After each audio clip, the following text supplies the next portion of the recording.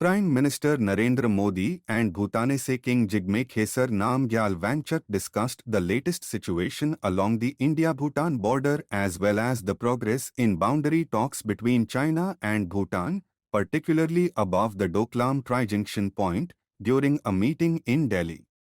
India and Bhutan remain in close touch and close coordination relating to our shared national interests including security interests.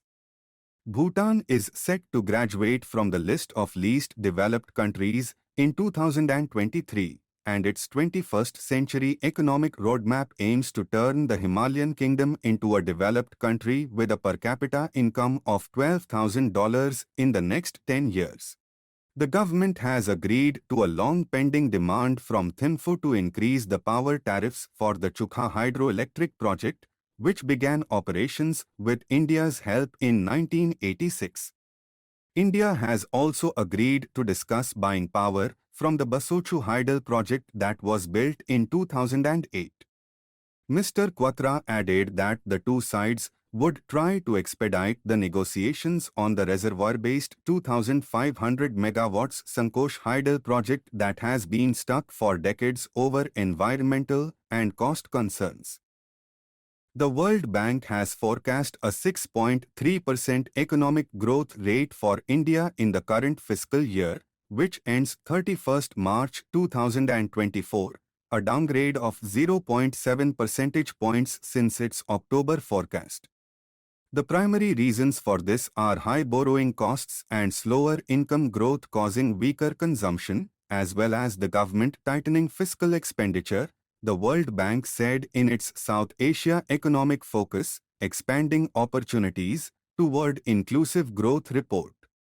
The Indian economy is expected to grow at 6.4% in FY 2024 to 2025, an upgrade of 0.3 percentage points from the previous forecast.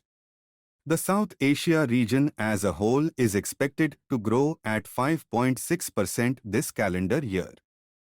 India on Tuesday rejected China's renaming of several places in Arunachal Pradesh, saying invented names will not affect the status of Indian sovereignty over the region. The official response came a day after China issued a list of 11 places it will standardize in Arunachal Pradesh. China's reaction after the Indian Army rebuffed a PLA attempt to take over a post at Yangatse in the Tawang sector of the line of actual control.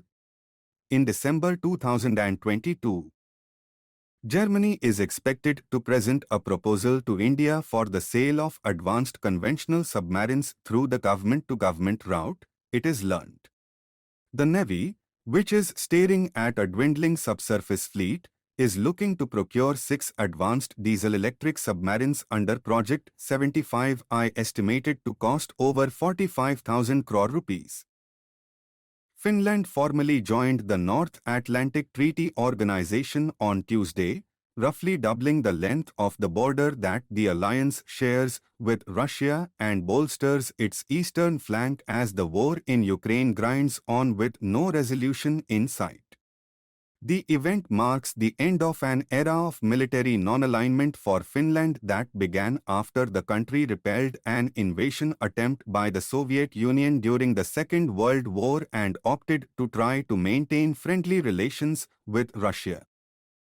India's goods exports may have hit a 9-month high to cross $40 billion in March, Commerce and Industry Minister Piyush Goyal indicated on Tuesday, while pegging initial estimates of goods exports in 2022 to 2023 at about $447 billion.